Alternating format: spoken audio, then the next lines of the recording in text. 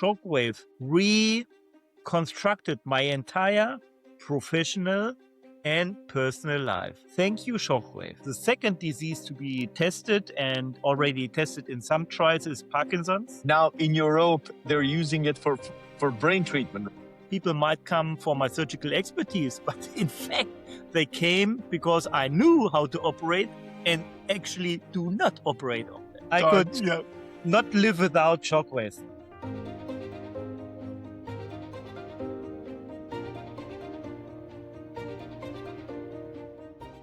Today, I have truly a special guest from Germany, Dr. Karsten Knobloch, and I knew you for years as a figure, and pretty much everybody in Shockwave community knows you. But then we met many times and we kind of got to know each other more. And I truly appreciate that you found the time to share your knowledge, your experience with Shockwave as a surgeon to the world. So I'm gonna share something with the public before we start talking. I remember when I came to ISMST conference in Salzburg, Austria, you did a presentation and you showed your clinic, your first clinic. I think it was around like 2013. And I said, oh my God, that's the clinic that that's the concept of the clinic that I envisioned. So you were very futuristic then. So I cannot imagine now.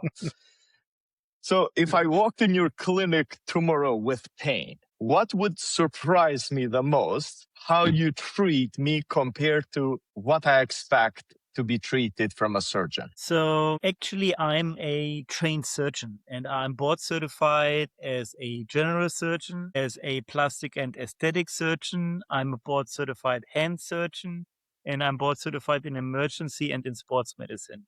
But I quit my, let's say, surgical knife scalpel career as early as I started with regenerative therapies, which was in 2006. Actually, I started Shockwave, so it's now becoming my 20th anniversary. And my clinic, which you admire so much from Hanover, started in December 2012. And my approach now is a more regenerative one. So I'm calling myself, albeit I'm board certified in surgical disciplines, as a regenerative surgeon. And I now try to avoid wherever I can the operation. And with the help of my regenerative tools, with radial and focused shockwave, with oscillating magnetic fields, with different lasers, with ultrasonic guided injections, and other tools, I oftentimes can help, let's say, in pain states in musculoskeletal medicine, put it broadly in the beginning. That's amazing. That's truly amazing. So you trained all these years as a surgeon, and then now you're building a career in not cutting people. So why and how? Now there is, always an development and in history, I would say. So I was back in my university days when I was trained in different surgical disciplines. I wasn't expecting to go in a private practice later on, but I was thinking of a university career. And since I moved the departments and I sticked in plastic and hand surgery for 60 years, and I was the vice president of the department. So everybody in Germany knew that I will become a, let's say, department chief in 3-4 years in plastic surgery. However, this was not my favorite interest because I was pretty much in sports medicine. I was pretty much into regeneration. And of note, plastic surgery is always the editor of the plastic reconstructive surgical journals. Rorick from Dallas said, as a plastic surgeon, we don't owe an organ, but we, as a plastic surgeons, own innovation.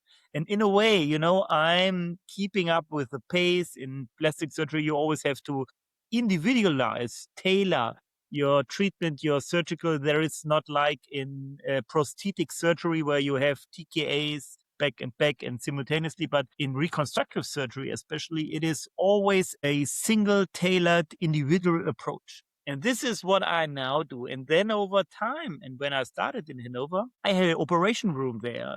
However, I rarely entered it. So only 6-8 times in a year, I was in my operation room. So I thought people might come for my surgical expertise, but in fact, they came because I knew how to operate and actually do not operate on them. This, Yes. the market decided in the end. Yeah, it's true because there is a saying, and it's just for simplicity. I'm tithing is to the money, but is the paychecker. Who pays, who gives you the feedback, and sometimes as a practitioners, we just get onto that. It's like, okay, we have all this education, we know how to do this, and then this is the way, but we have to listen and decide based on the feedback. Yeah, actually, and in my surgical career, it was always, since I was changing departments after 2 years, 3 years, 4 years, simultaneously after consecutively, and therefore I often somehow trained and moved to another field, and things. Yes. So it is constant. I was constantly moving over my past, say, 25 years now. So I started my surgical career in 2001, medical school, and now it's 25 years later. And I, saw quite a lot, operated from head to toe, nearly everything. And now I'm happy that I have the experience to not to operate. Yes, yeah. This is just amazing. So take me in 2006. Like, how did you discover Shockwave? Like, what triggered you, to choose as a tool? So that's I love hearing that. It's truly fascinating. Yeah, this is in my view a very interesting story, since at that point of time I was already in plastic surgery, but had spent 2-3 years in trauma orthopedic surgery before. And during that time, I had a broad scientific interest. However, I studied Achilles tendons in sports medicine, and I discovered by chance the neovascularization with the help of some special microcirculatory ultrasound system, the laser Doppler system.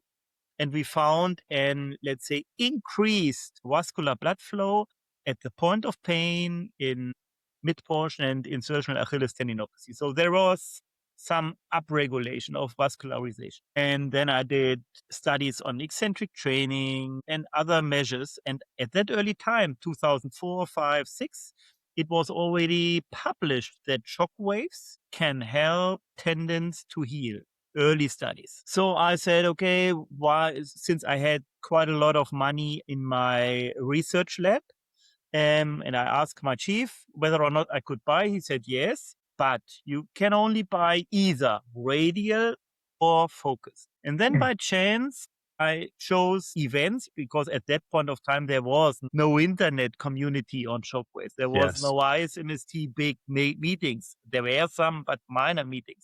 There was no online education. Zoom was not invented. There was nothing. So I, by chance, saw an advertisement of a German distributor, and he distributed Storz devices, and I drove to Leverkusen, which is in the western part of Germany, 3 hours away. And the former founding member of German Shockwave Society, Diges, was my first, by chance, trainer. And he was interested in the Achilles tendon as well. So I did, like a normal customer, a workshop on a weekend and spoke quite a lot with him, because I described the vessels and my observations and things. And then I tried Radial and Focus. And at that point of time, the Radial machines had the lowest energy was 2 bars and a steel applicator. And then I tried it with some ultrasound gel, and it was very painful. And with the Focus device, I could really be very soft with this gel. And I said, okay, since there is some studies on Radial, some studies of Focus, and my chief said I'm allowed to buy only one machine, I said I go for Focus. And then, just by chance, then for the next 6 years, from 2006 to 2012, I was only performing Focus Shockwave. And I came then by chance into contact with the ISNST guys, and there was a big fuss on Radial or Focus. We did not know that the combination, which we know now, Yes. now is much better than separate. But at that point of time, it's Yeah. 20 years ago, we did not know. So there was kind of a conflict, and different companies providing either Radial or Focus. My company was the only to provide both, but by chance, I was Yes. in the party of the Focus group. Yes. And, Yes. Yeah. I was only interested in Focus at that point of time. And that's how everything started.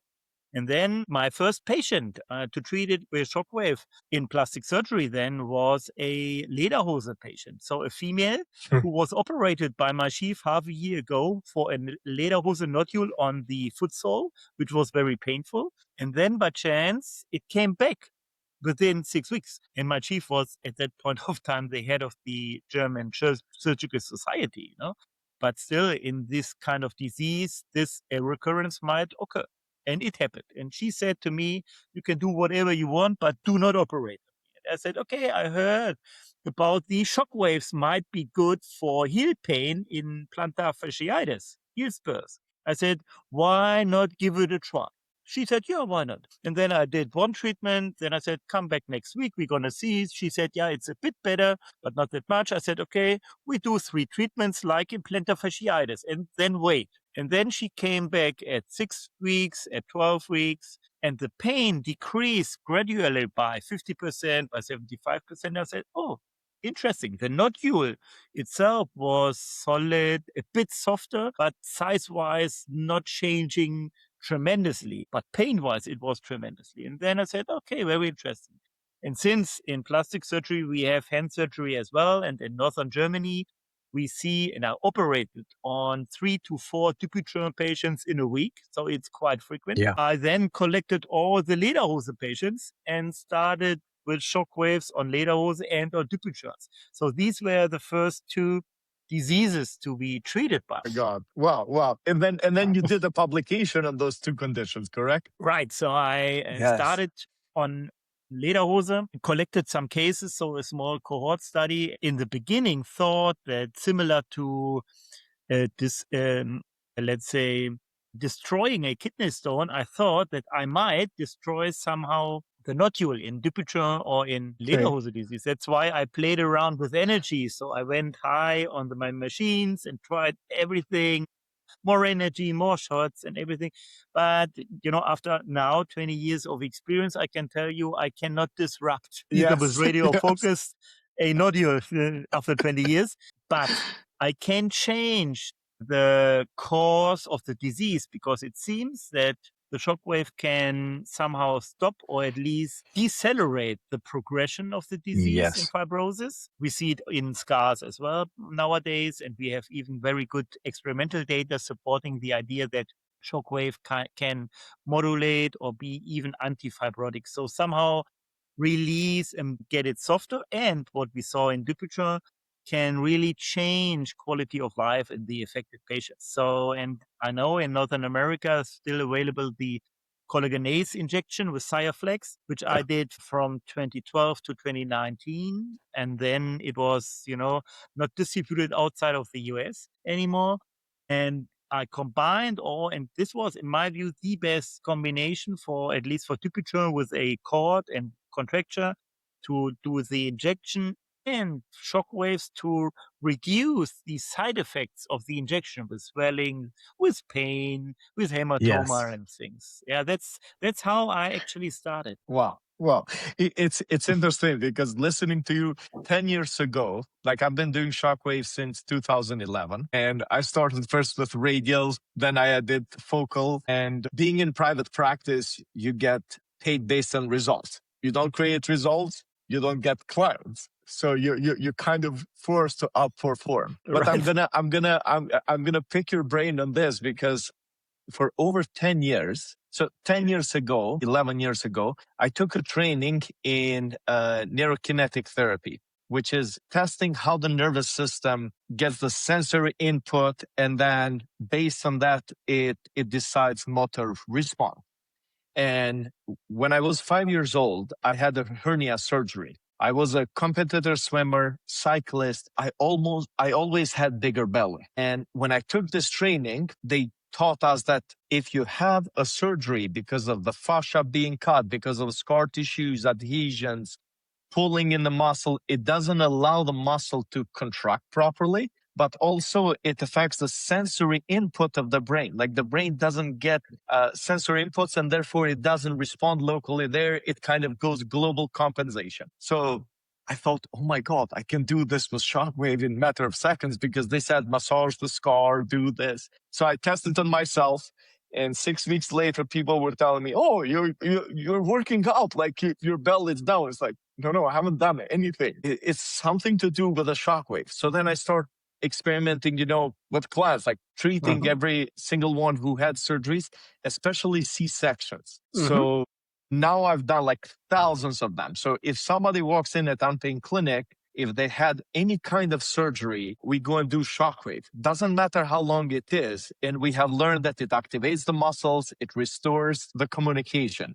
It's interesting because this is what we explain. And then we want you to teach us a little bit more on this. I always tell clients is when you have a surgery, whatever it was done inside, fixed, that initial problem why the surgery was done. But the fact that the soft tissue, the fascia, the skin, it's cut, the body cannot tell the difference if you cut it intentionally or not intentionally. It's going to respond with the same mechanism that it responds to the injury. So it creates all those side effects. So from all the surgeries that you've done, like how often do you combine it with shockwave, or like what is your approach after the surgery? So seeing that the shockwaves could help in my surgical OR, I started actually in 2006 because in plastic surgery, we oftentimes were consulted for scar treatments, as you know.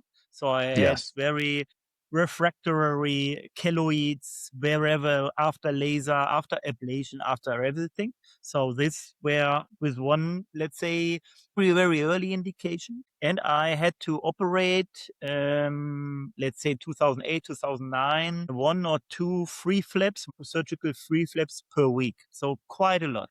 And I Okay. was not a big fan of microsurgery because it was so tedious, very tiny things and very complicated. And oftentimes you end up with some vascular problems, especially on the venous side.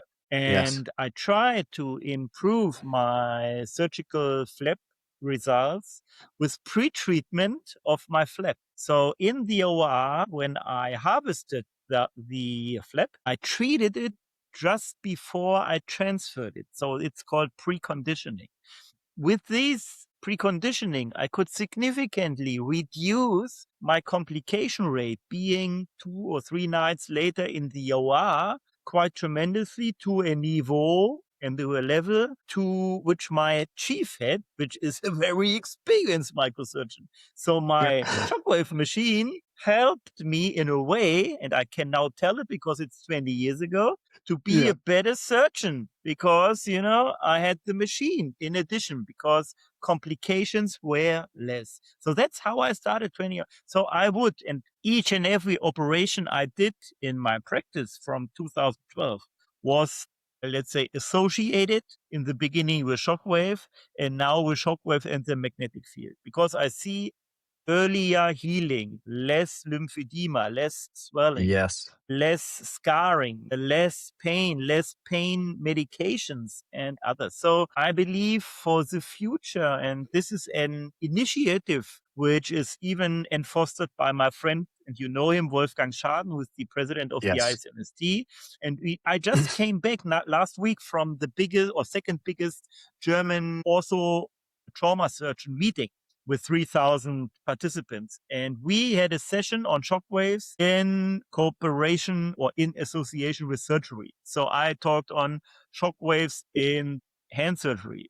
We had it in the coronary artery bypass grafting. We had it in aesthetics. We had it in ortho. We had it in prosthesis. So we had just collected a session only on your question, combining surgery with shockwave to have better results and less complications. So how soon could a person get shockwave after surgery typically? Is there any timeline? So if it's, in my view, an elective scheduled surgery, I would at best treat at least once before the operation, because there is even data from Austria for tummy tuck, abdominoplastic Yes, cosmetic yes, surgery, yes. Yeah. where they did on the day before surgery, half of the abdomen where the scar will be with focus shockwave, and the other was placebo. And then they looked at 6 weeks and 12 weeks and found a better scar where the shockwave was done on the half of the abdomen. So therefore, there is good data for preconditioning before. And Yes. there is even data by Rainer Mittermeier, you know him well from Salzburg, Yes, who was the yes. conference president I 2013 know, in I Salzburg. remember that. Yeah. Yeah. Yes, and he did a lot of studies in rats, experimental studies on flaps, and he did it either before, immediately after harvesting, or even 24 hours after harvesting. And the best results were seen just before or right after, and Yeah. less good results 24 hours, but still good results 24 hours after. So I would say, if a patient, for whatever reasons, comes after the operation, I would start as early as I can, even if it's only 1 or 2 days, because you can, if you have a sterile issue, you can use sterile gel, put a foil on, Yes. and then do the shockwave like in open wounds. And the sooner you do it, and we see even microbiological effects. So we have kind of similar to an antibiotic, we can create or crack bacteria. We can crack biofilm, which is protecting the bacteria from antibiotics. And there's a Radial study showing that Radial can crack the biofilms up to 50%. So this is quite significant. So I see a strong, let's say, strong partnership in early shock waves and better results after whatever surgery you have. Yeah, that's amazing. Okay, so this is like somebody's listening, is following here, and it could be a clinician or it could be a human in pain, but they Yes. never heard about shockwave. They don't know what the hell is this technology that everybody's talking about. It's so beautiful. We have a surgeon talking about it. How do you explain to somebody what is shockwave and what it does and how it works? Yeah. So in the end, it's a medical device, and we position or classify the shock waves as an energy-based therapy. Energy based therapies are, on the one hand, shock waves, which are using, in a way, acoustic waves. You can hear them, you can feel them. We have lasers, which are using optical physics for Yes. photobiomodulation. And we have magnetic field, fast oscillating magnetic fields, either pulse electromagnetic fields, PEMF, or extracorporeal magnetotransduction therapy, EMTT, which are using magnetic fields. And even, say, vibration therapy with the Theragun, for example, or with the Viector, is kind of an energy-based therapy as well. And Correct. all of these energy-based therapies, have in common that they are non-invasive, they won't hurt the skin, and they will somehow accelerate healing on different pathways, I would say. And that's the reason why we now see that if you are really smart, you combine all these machines to have even stronger results, because in the end, the healing is better. But if you influence the healing of a tissue after, say, a bone fracture or after tendon rupture or whatever, on different pathways, you will end up with better results faster. So I'm saying these devices really help quite tremendously, and they are non-invasive. That's why it's placed in my, let's say, sequence of therapy before a injection, for example, because it's completely non-invasive. In tendons, for example, I start with training, load optimization, kinesio, cryo, whatever, and then energy-based therapy. And if not enough, patients not satisfied, then I proceed to another stage. For example, it's more invasive, being ultrasound-guided injections, for example. Or in Okay. carpal tunnel, the same. I start energy-based. Then, if not possible, then I go for ultrasound-guided hydrodissection, so special injections around the nerve. And if this is successful, fine. If not, then I proceed to the OR for open surgery. So I would say these are very early, pretty powerful energy-based devices, which help the patient or can help the patient quite a lot. they cannot always help in each and every case for 100%. Yes. So Yes. there is kind of I would say, success rate depending on disease state, severity, patient's factors like age, smoking, perfusion, timing, optimal dosage. There is quite a lot, in my view, in shockwaves of a learning curve with the operator. There's much less of or much steeper learning curve because it's much easier to perform a magnetic field therapy or laser therapy because you don't have that much of adjustments in a laser, typical in a laser machine or in a magnetic field machine, and much more options, especially in radial, even more than with focused. If you see frequency and pressures, and if you multiply it, so, and applicators. So, therefore, I strongly believe that a proper learning and a continuous learning experience, that's why it's called CME in the end, continuous medical education, is paramount. And I still, doing now 20 years of shockwave, learn with each and every patient to become a better operator in the end. Yeah.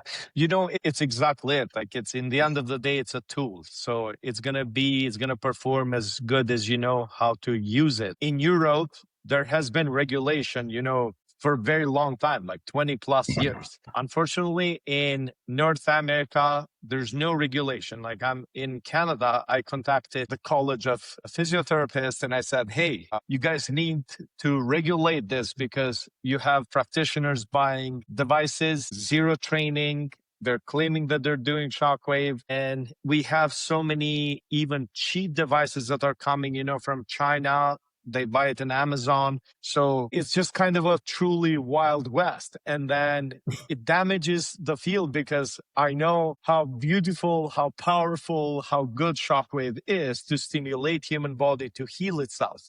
So yes, it's not going to solve everything, but it's that factor that gets the body to heal itself. So, and yeah, we know like the problem with the training. Now there's a lot more. Like ISMST is the International Society for Medical Shockwave Treatments. In Germany, you have DGEST, and then there's like other organizations. There's lots of trainings available. But one thing that still kind of scratches my brain is like, why more doctors are not using shockwave? Or how is shockwave, in medical community in Europe? Because I know how it is. Like in North America, it's not doctors that use it. It's more PTs and chiros. And now there's some, pain doctors that are just entering that. Do you have any comment on that? I can. So it is legal-wise and development-wise, country-wise, totally different. So if we look back in history, and we still believe that by numbers, Germany has the biggest shockwave community. So the German Shockwave Society was founded in 1995, 2 years prior to the ISMST. And the idea at that early days was to, on the one hand, to examine the power of the shockwave, but to clearly find or propose regulations and provide education, because it's very powerful. However, it can be misused for sure. Exactly. And therefore, in Germany, and this is still true in 2026, a focused device can only be operated by a physician, period, full stop. Radial devices can be applied by non-doctors like physiotherapists, chiros, whatever, after a proper training, but focus is not. The same is true in Austria, and there is even a legal, let's say, comment on this. So it's by law for Germany and for Austria, focus is done by physicians only. If we had 300 kilometers westbound to Amsterdam, Netherlands, where we had the ISMST meeting 3 years ago, we have a very, very vivid and good national Netherlands Dutch Shockwave Society. And this is run by physiotherapists mainly. There's only one physician in, Marianne.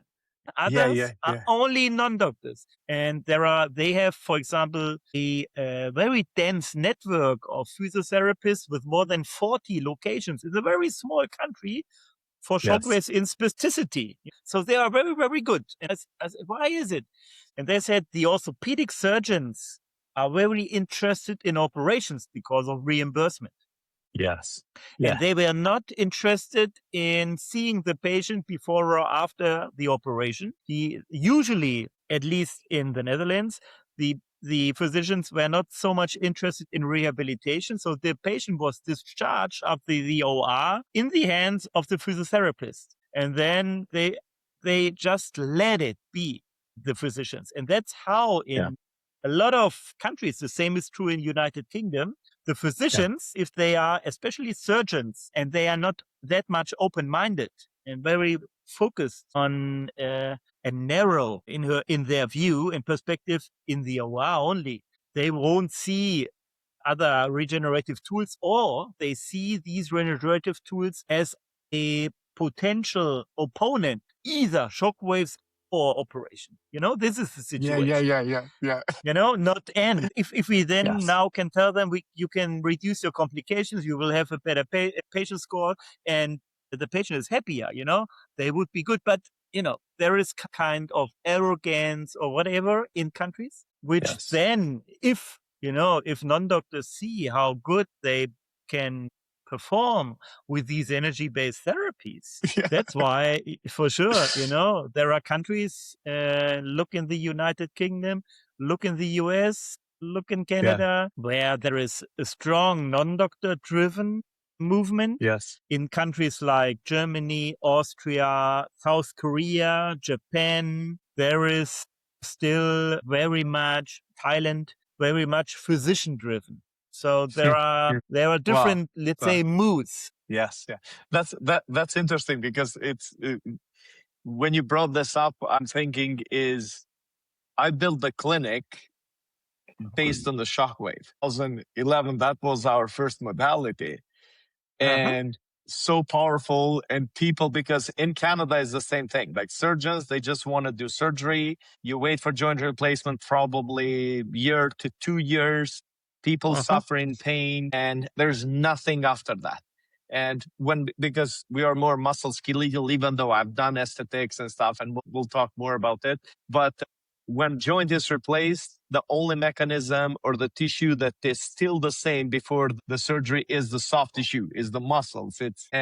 So shockwave is very important. And when I look back, we have literally people traveling from all over North America coming for shockwave treatments because we were one of the first ones doing it. So it's interesting because patients will look for solution. And they're going to go and find it, wherever it is. But I truly just wish that it will be more incorporated in every aspect of the medicine, because it's one tool that can be used by a surgeon, can be used by physio, can be used by chiro, can be used, in aesthetic medicine, wound healing. Now they do it for men's health. Now in Europe, they're using it for brain treatment, right? Like the TPS. Yeah, I'm doing TPS since 2020, so I'm doing it 6 years now. So, oh my God, tell us a little bit more, because this is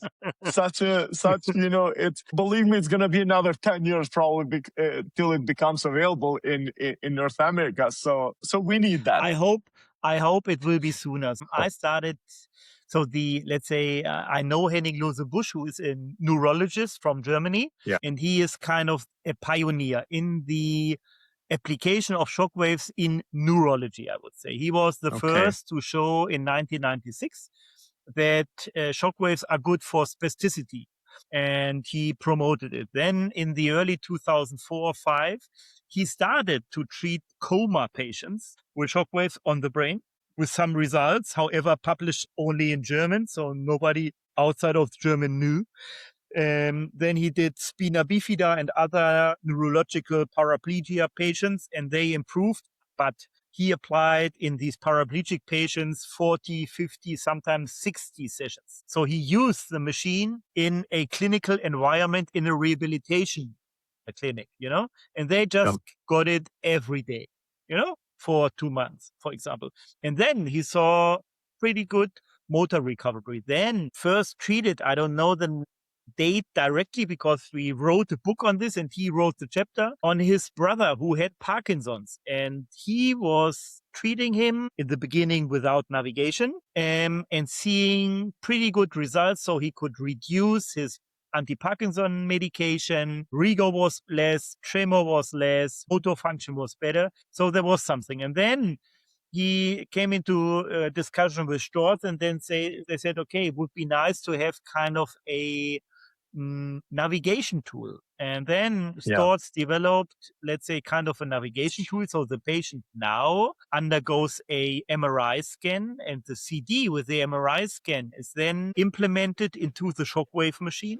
And on the shockwave machine, there is a camera, 3D camera, and two probes. One is placed on the, like my glasses, on the patient, and the other, a navigation tool, is on the shockwave probe. So after calibration of your brain, and you see the skull dimensions by the MRI, you can see in three slices or perspectives in real time, if you put it on, where you are and where you're heading at. Because then, depending on the numbers of shots you place on one location, the color changes. And then it's like a coloring book. If you want to treat the entire brain, go everywhere. If you go in Parkinson's, for example, for different locations, nucleus subthalamicus, small brain and others, you go there. If you go lymphatics, you go there. If you go for visual loss, you go there. And that's how the idea of TPS is. Wow.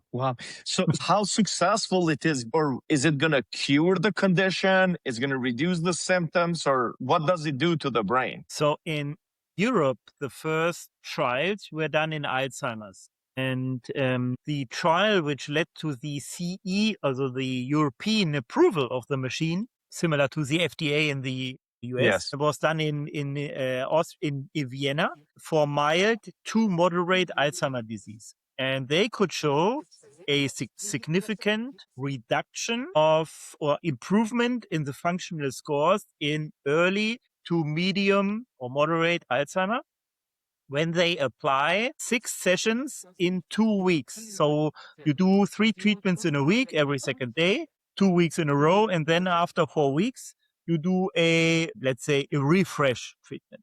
And then depending on the treatment response, you will follow up the patient for every 6 weeks or every 3 months.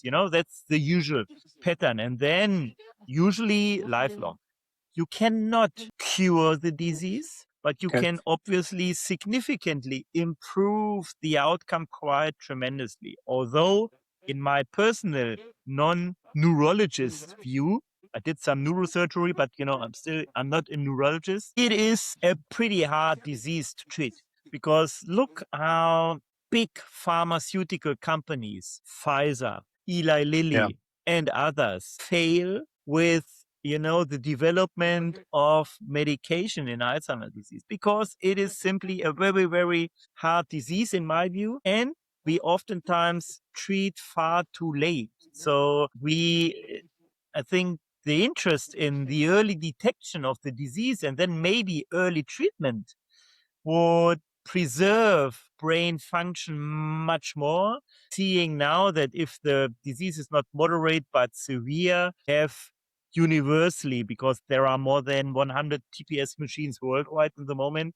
you see not good results if it's pretty progressed already. So you have to be early, And from my early days in 2000, I still have patients who still come every 6 weeks or every 3 months because they pay self-pay for it, because it's not covered by insurance. But they are so happy that it somehow tries to restore or at least preserve memory function, motor function, and others, That's why Alzheimer's is the first. The second disease to be tested and already tested in some trials is Parkinson's. And there is, and therefore I hope that maybe the FDA approval is faster than 10 years, a trial running in Harvard University. And we were at the ASMST meeting in Boston in March. And an Italian-born colleague who is a very famous neurologist at Harvard is now compiling the second TPS trial in Parkinson's. And he is pretty good looking on EEGs, seeing some normalization of the EEGs. And there is, even now scientific work on a very high level in Harvard on TPS. So hopefully if the trial is successful and then, it takes some time and submitted to the FDA, this might help in line with the broad experience from Europe and from Asia, because in Hong Kong, for example, and in other Asian states, there is a lot of work on TPS, not only in Parkinson's and Alzheimer's, but also in depression, in children with attention deficit hyperactivity syndrome and other diseases. So it is, in my view, we are at the very beginning of a pretty interesting area, the brain, to be treated. And I even last year published a trial on concussion in sports. So it's very successful in concussions. So it is a very interesting, let's say, modality, I would say. It's mind blowing. When you think it started from a kidney stone treatment to now brain, heart, and it's doing all this goodness just by stimulating the body to treat itself. But then just what I heard from you is, again, prevention, it's much more important than the cure in a way. Yes, it can be used as a cure, as a tool, but also can be used as a prevention, whether it's like, the skin, for anti-aging, whether it's for the brain, for the muscle. I want to share you this story with a client of mine, and I don't know how true it is because it was the first time ever that I had this feedback or she asked me. So I've been treating her with Shockwave for over a year, neck tension, very high level CEO, running businesses, under stress, muscle tension. And she said, Uran, I don't want to waste time to get, massage and other things. This gives me the biggest relief. I just want to keep doing this every, 2 weeks or so, or once a week. Can we do this? I said, yes. It's like we're not going anything after. We're just going to maintain, your muscles loose and range of motion and all that. Then about 2 years later, she goes just for assessment of the carotid arteries, just to see if there's any plaques build up, anything. She's 55 plus. They did check and they said, this is unusual because for your age, there must be some type of plaque build up, but there's nothing there. And then she asked me, do you think it's from all the shockwave that we have been doing? I said, you know what? In theory, it might be because yes, we used focal shockwave. We worked on the SCM to prevent, the headaches and we treated all this area. So this could be another, condition for the future. If this is true, But do you have any idea?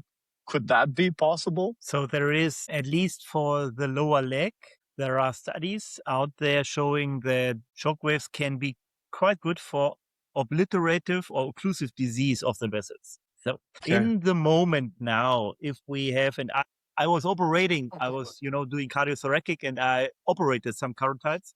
And this is the area where I would say always this is the red flag area for shockwave, because you have the vagus nerve, the vagal nerve there, and the sinus node as well.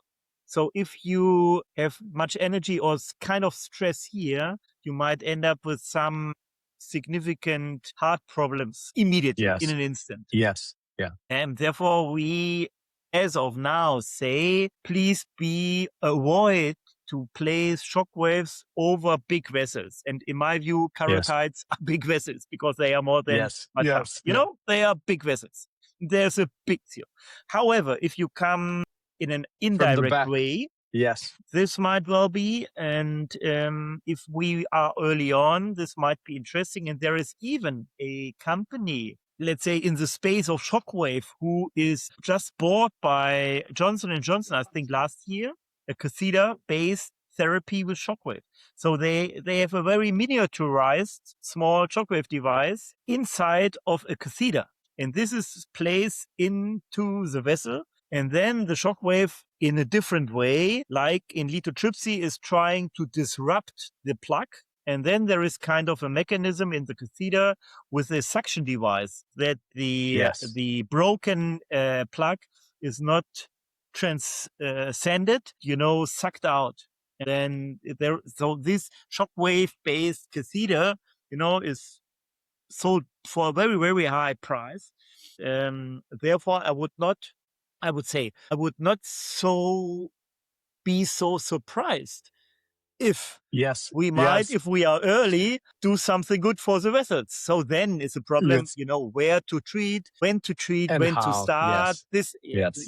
but this is the same with osteoporosis, for example, because we had Yeah. I was first time in Japan in 2017 for Shockwave, and Japan is an aging country with the most people living older than 100 years worldwide, And then they asked me, smart question, do you believe that shockwave could help in osteoporosis? And I said, yes, might well be, but problem is where to treat, what bone to treat, when to start, and Yes. now we have some trials out there, both experimental and clinical, that bone, let's say, density is increased with shockwave.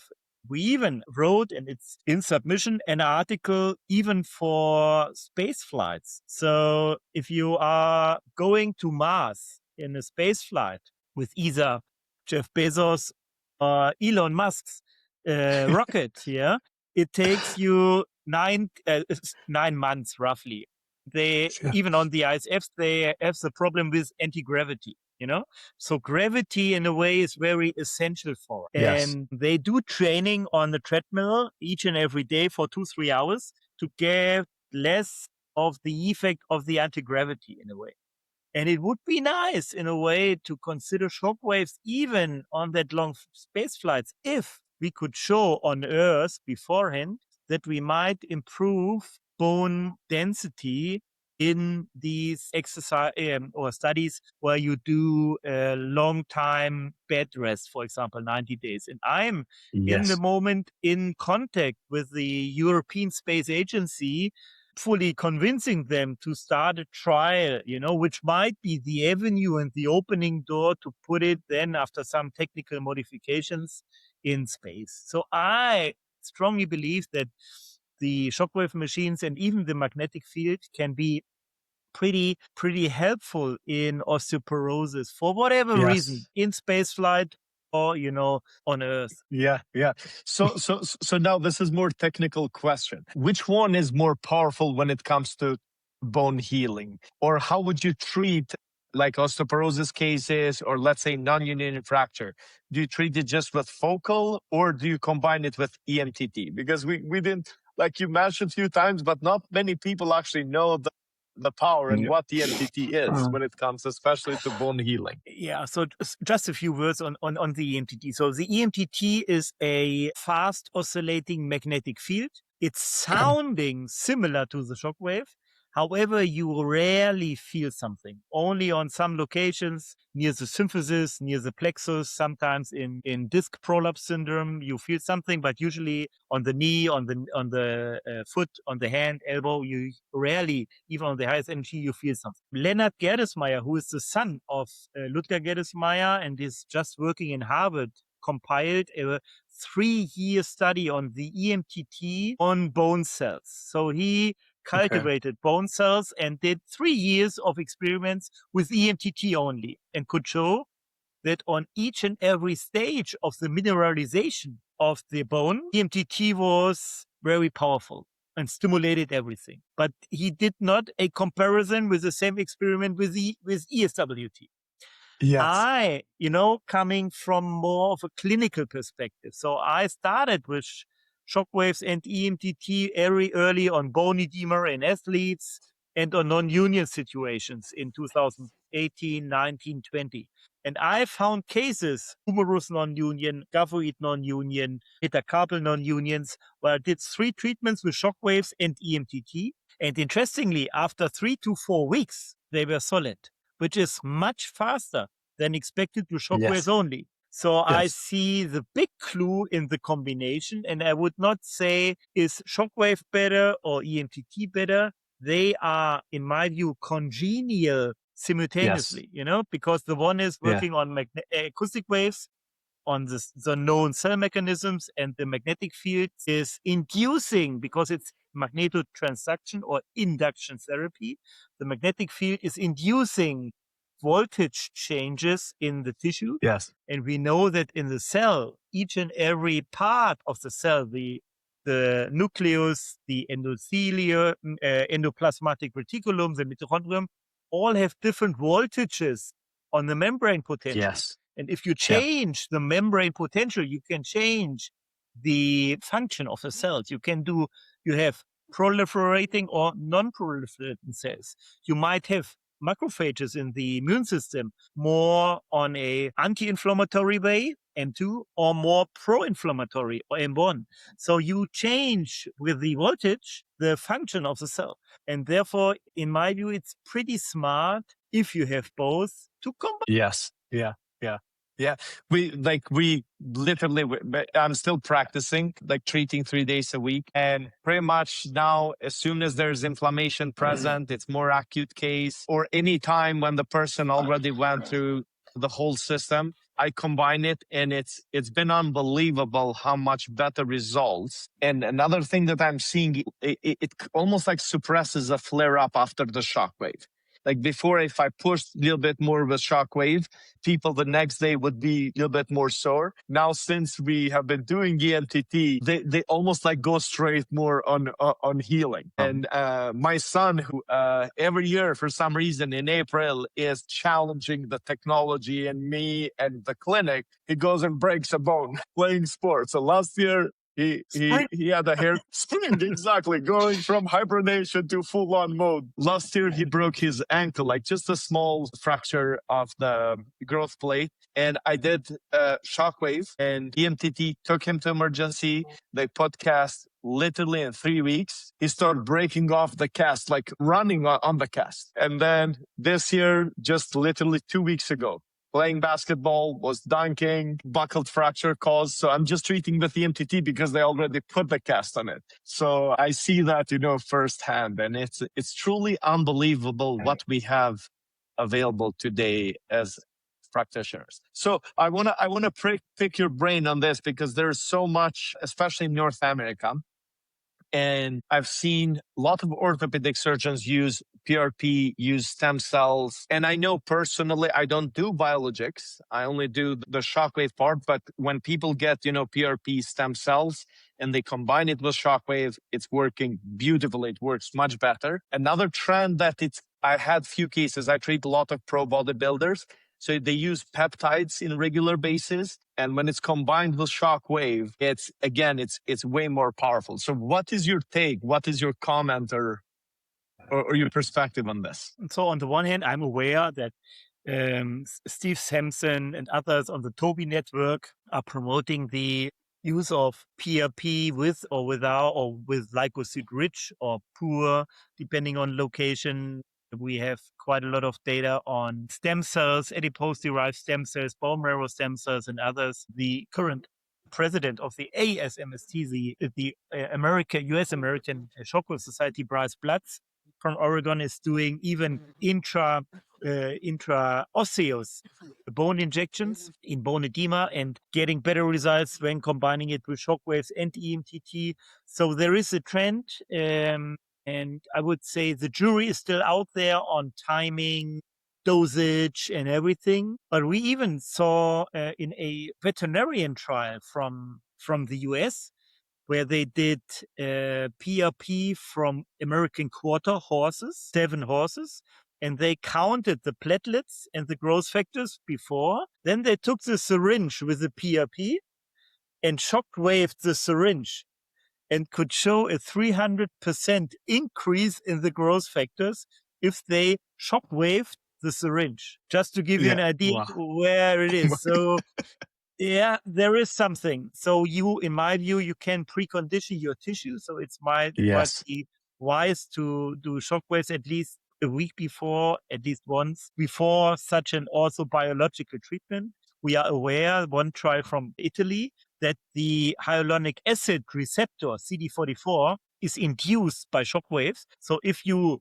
want to do hyaluronic acid for joints, for tendons, or even for the face, it might be good, in my view, to do it 1 week before you do shockwave, focus shockwave, because radial, we don't know whether or not it's working for CD44. And then you end up after a week, maybe with more receptors. And if you have more receptors, then your agent comes and you will end up with a bigger and stronger response. So therefore, I strongly believe that it's good to have shock waves around PRP or also biological injections before and or after, similar to surgery. Similar. Yes. So you can, in my view, it can only add up efficacy, but then it needs dosage, regimens, and others, but I strongly believe that if you do it similar to surgery, maybe once before and 2-3 times after, you might end up with better results. Yeah. See, thank you for sharing that. And then you touched on the aesthetic component, and I want to talk about this because you were, again, one of the first one, and the first one that I've heard, presenting about aesthetic use, like the shockwave use for aesthetic purposes. And as a clinic, we have been doing that, and we just stopped it since 2013. It was amazing. But one thing is, we cannot compete, with Botox injections. We cannot compete with fillers. But it's interesting because I get it myself, and what I kind of called it was the graceful aging.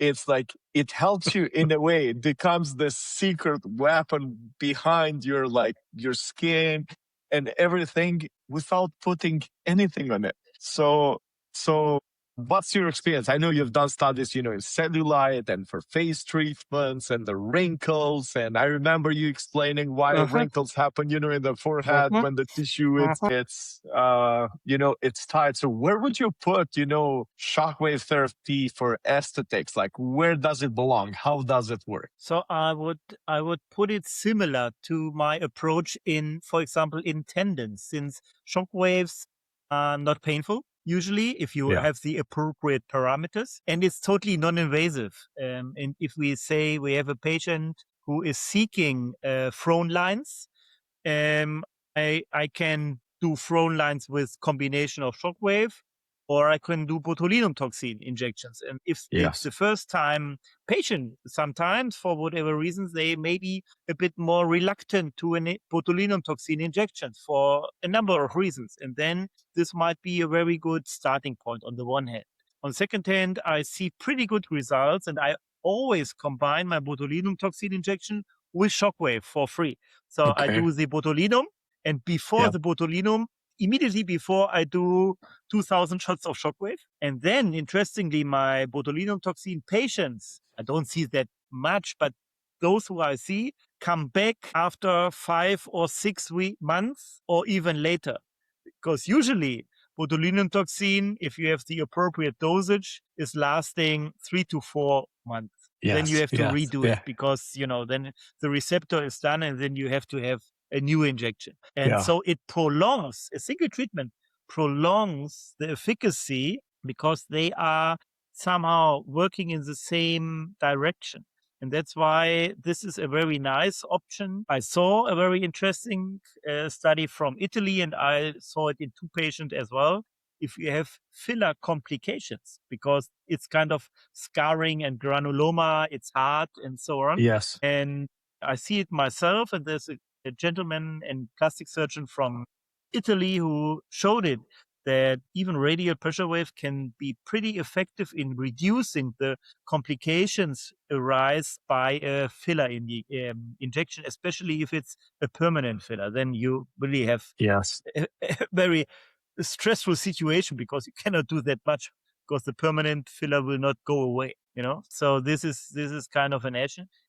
So I did not find time yet to study it much more in detail on my own because I'm playing around and I'm wanting to buy or invest in a 3D camera for the face, But since I just started my new practice in Vienna, which looks, by the way, pretty nice, and anti-gravity treadmill and other things, I could not afford at that very moment to invest in a 3D camera. But as soon as I have it, I want to start, different regimens, different parameters, and even the potential effect of EMTT on the skin, because nobody knows whether EMTT is working on wounds or on the skin. So it might well be or might not. We don't know. And the 3D camera offers a very objective way in measuring these things. Yes. So we'll talk whenever you get to that point. We'll talk because we have that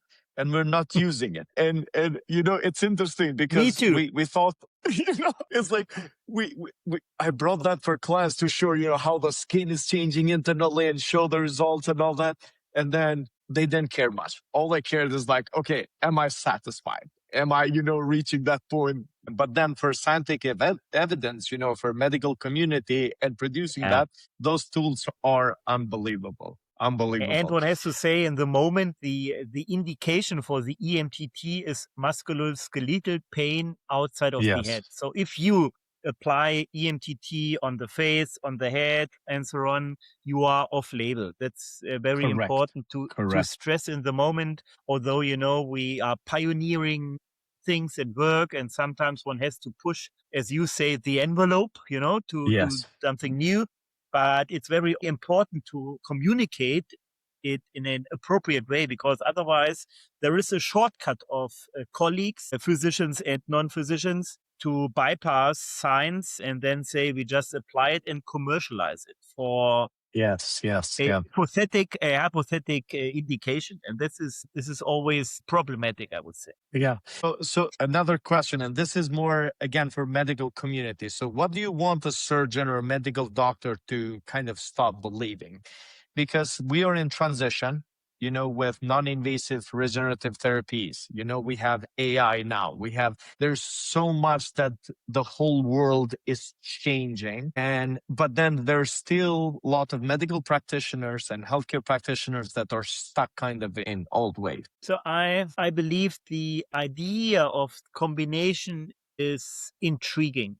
So my friend Ludger Gedesmeyer proposed the term soft tissue engineering, meaning combining shock waves, magnetic fields, laser injections might superior change or modify your tissue in a beneficial way. And I myself proposed 2-3 years ago the idea of the regenerative clockwork. So back in 2010, when I was in plastic surgery, I proposed with my chief at that point of time the reconstructive clockwork, meaning that combining at that point of time skin transplantation, perforator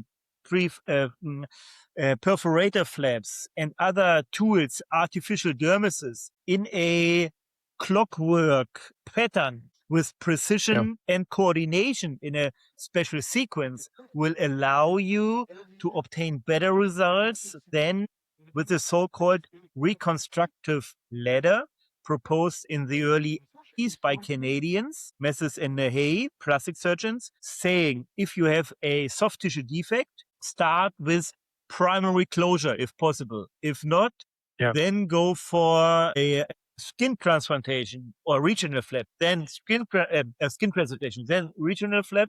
If not possible, then free flap. So stepwise. And now at that point of time, 2010, we have simultaneous devices and techniques to allow tissue or skin healing much, much faster. And that was the idea. And now I then said, okay, because in my view, it's very important to have a good precision and coordination of your machine. So it might well be that it plays a role whether you start with a laser or with the injection or with the EMTT, and appropriate dosage of each and every component, meaning the precision which is needed for building up a clockwork with magnifying glasses and things is, let's say, transferred, in my view, in this idea. And these tools help the surgeon reducing complications and improving healing times, and in the end, return to activity and return to sport. We just published a trial with Amol Saxena, Elizabeth Bondi, and others, combining shockwaves and EMTT in podiatric foot surgery, and could show a 6-week benefit, 6 weeks faster return to activity with shockwaves and EMTT, just published, So there is strong data incoming supporting the idea that, it's good. These regenerative tools are not evil. They are only supportive and pretty helpful. So, Karsten, I know just from your presentations in the past, you have treated so many, athletes in Germany and worldwide. And it's interesting because we have hockey, it's pretty big in Canada. We have Oilers, which is the home team. And I have so many clients, saying it's like, why Oilers are not coming at unpaid clinic? Like, why they're not getting treated? Like, we see the results, we see the benefits. And then I had literally clients calling their doctors and saying, it's like, hey, you guys need to get into this. And they just say, we have it. And we know that they don't have that. But why, especially because to me, an athlete is it's a supercar. Teams invest in the supercar, but they're not investing on the proper maintenance. They're not investing on taking care of them. So what has been your experience?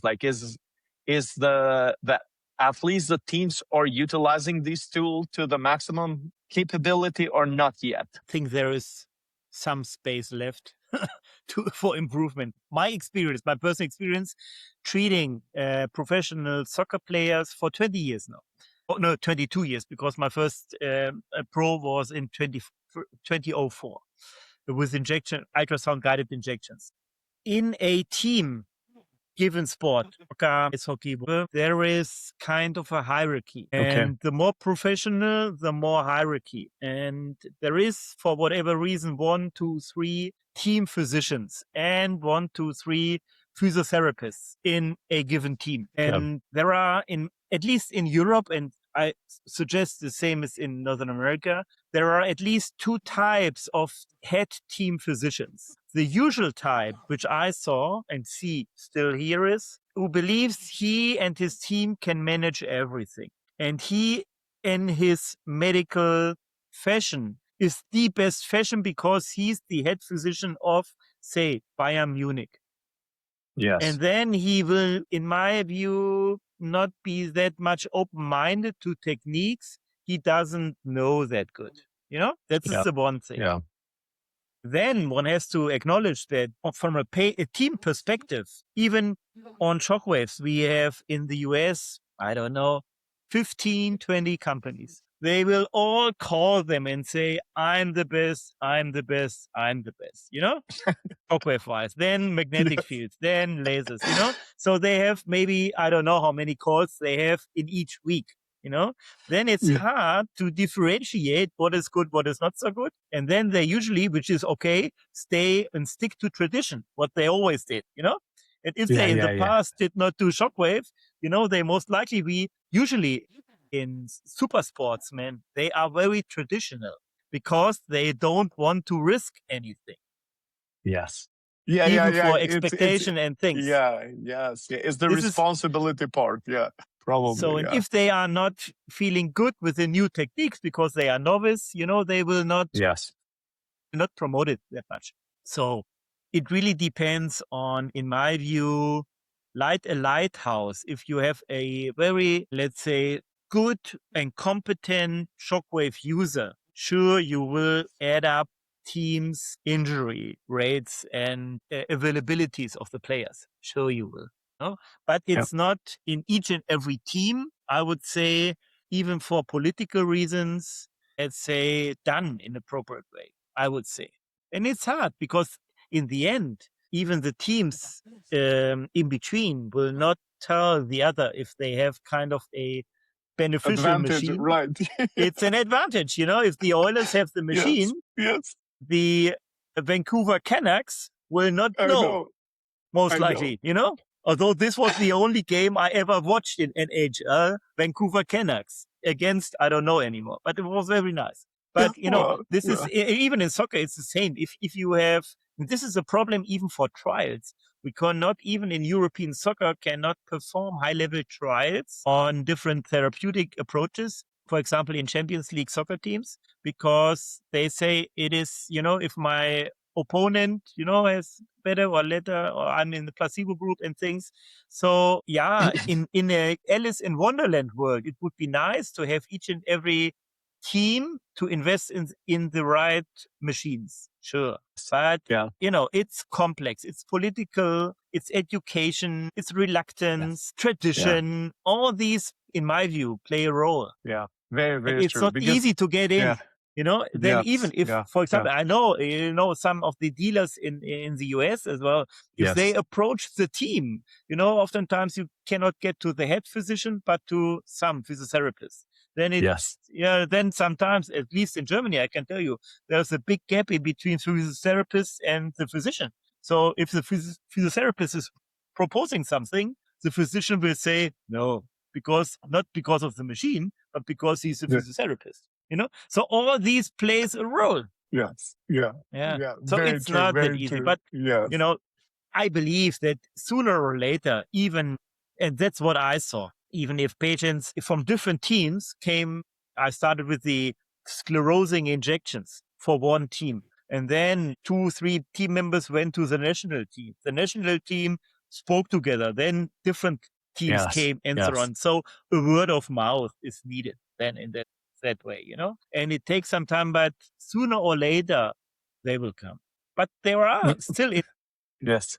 in practice or profession, there are early adopters or lame ducks. They are on a different trajectory, you say, usually, right? Yeah. Different time. It's very true. I treat a lot of, that are just athletes that they just have, Ironman or bodybuilding and all that. And it's interesting when we treat them, optimize them, not necessarily just for injuries, like prevention, optimization. They always break their personal best. Like at the clinic now we have the Shockwave, which is what we call it, the regeneration seed. It's like the foundation. We help it with EMTT. We use NESA neuromodulation to modulate the whole nervous system. And then when they combine those, it's unbelievable. Like they have less injuries. They perform better. Now with data, RR ring, Whoop, and all that, they can see how the sleep improves. So it's pretty cool. We can talk all night, and I know it's so late for you here. So I'm trying to close it down because it's very, very exciting conversation. There are probably 2 or 3 more questions. So yes, if there is a practitioner, doesn't matter what they do, and they're hearing this conversation for the first time about Shockwave, what do you recommend them? Like, how do they start? Because I've seen what you just mentioned in Europe, there's more regulation. In United States, I was in Vegas about 2 months ago at the biggest chiropractic conference. There were 4,500 chiros. I went there to sell my business model because I turned the clinic into a franchise. So my goal is to have 100 locations in North America by 2030. And I thought, okay, there was no better place than Vegas, biggest chiropractic conference there. So we go there. It didn't work at all. Like we didn't even have a single lead. And then I said, you know what? Instead of just being here at the booth, I'm just going to go and walk around. I was beyond shock. There were 12 booths selling Shockwave devices. These salespeople there, like that they were running the booths, they had no idea what they were selling. They had no idea what tools they were doing. And now that's where for the first time I realized I put myself in the shoe of a practitioner, somebody that does not know anything about Shockwave. They're going to talk to their salespeople, whoever sells, better, they're going to give the device. They think that they're getting a Shockwave device. And then they start again, usually without any training. So what is your recommendation? Just if somebody was asking you, hey, what should I do? So in the year 2026, in my view, it is much easier than 20 years ago when I started, because we now have, on the one hand, Shockwave books. We have in the level 10 publisher books on, say, shockwaves on musculoskeletal, on enthesiopathies, on neurology. I wrote it on aesthetics. I wrote one on hand surgery. So you have compilations. We have 11 or 12 books now, on the one hand. Let's say PubMed publications is quite hard, because we have seen last year or counted more than 800 publications peer-reviewed in the Medline. So it's hard and impossible to follow up each and every study published in original texts. So therefore, books are quite a good way to start. Second is webinars. So webinars are provided by national societies like the ASMST, like the ISMST, like German Diges. We are now, and I just recorded it on Wednesday in Vienna, we are now doing virtual reality assisted shockwave learning, VR learning with the Meta glasses, where we will have a program with a company called Wave Vision, which is based in Austria, where you can use your Meta glasses and do a 3D immersive approach and see how Wolfi Schaden, how Carlos Leal, how Ludger Gedesmeyer and Sergei Tide are treating shoulders, plantar fasciitis, did face, I did hand or others. So this Wave Vision is nice because you have webinars and the 3D idea. And then in the end, in my view, and that's how I started our live workshops. So we will, and I will travel to Toronto actually next week, end of next week on Saturday and Sunday. We will have a workshop with Remington Medical in northern Toronto. The ASMST will most likely will have a meeting again in March, and the international society, the ISMST, will have their annual congress in June in Madrid, which is easily and directly accessible from the US and from Canada, from various airports. So this might be good options to dive deeper in the business and see the, let's say, the proponents over there. Yeah, exactly. Live and in person. Yes, yeah. No, I've been attending SMSTs wherever they were around the world. So I highly recommend that to any practitioner. That's where you learn, the science. That's where you get to see distributors, test machines, test devices, network with people, and it's like educate yourself before you make, decisions, because there are some machines, selling for probably $18, $90, $100,000. I remember I had this clinician in one of my classes last year when I did a class in Beverly Hills. She had some kind of shockwave device that I never heard about it. It was sold as a shockwave device, $150,000. And you could not even adjust the intensity. So it's like, whoa. So you spend a lot more on a tool first in education, educate yourself. Everything is available. So, for example, last week we just came back from the German Diges annual meeting and the certification course, which is 6 days with 10 hours, so 60 hours. And we are lucky to have three different focus devices. So electrohydraulic by MTS Shockwave, and we have piezoelectric, Richard Wolf elevation, and we have Storz electromagnetic. So each and every participant can test the machines in the hands-on course and get an idea of what suits best. Is it bulky? Is it too loud? Is it whatever, And it's, in my view, so important to have a real personal hands-on experience before you decide what device to buy. Exactly. So speaking of devices, when you retire, if you only have one choice, you only have one suitcase to put one device for the rest of your life, what would that be? How big is my suitcase? Good thing is technology is improving, so things are getting smaller. I can tell you. I will see, and I just wrote with him today an email, and he will visit both Hanover and Austria. And we met for the first time on the ASMST meeting in Boston. So it's just 3-4 weeks ago. And he will come over to Europe, and he has a piezoelectric device, which is not larger than my cell phone. I've seen that. I saw that in Vegas. I saw that. So that's why I would say, let's wait a bit, but depending on suitcase and other travel TSA regulations, We can adjust machines. But, there's a trend in which is appreciated by myself. For some techniques, it's easier. Some techniques, electrohydraulic, cannot be miniaturized for, Correct. let's say, engineering reasons that much. But it seems that piezo can. So the EMTT, we're going to see where the future will be, how small the devices can be, but there is a very high voltage coil inside the machine.